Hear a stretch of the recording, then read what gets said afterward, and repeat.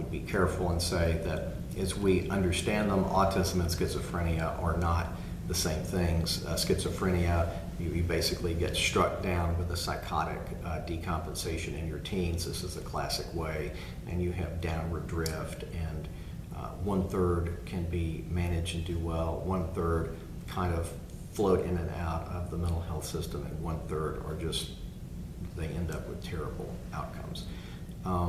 Autism has historically been thought of as a developmental disorder for children.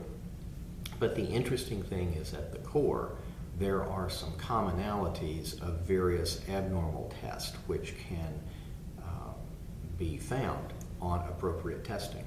And one of those tests is the HP-HPA test, which is well reported in the literature.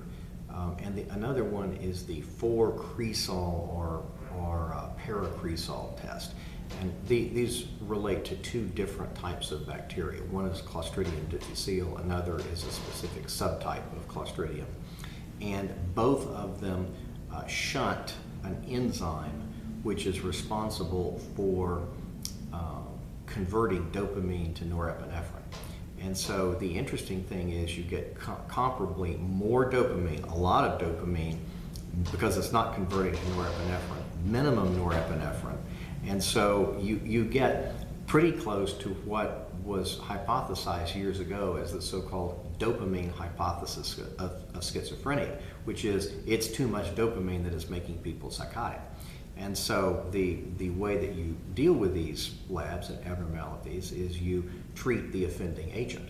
And there are some very specific antibiotics that can be used to eliminate those. And I'm not going to say that it will cure or treat autism, or it will not cure or treat schizophrenia, but it will certainly stabilize the underlying biological platform and help the person do better than they ordinarily could. And I've seen it work in my practice using those tests.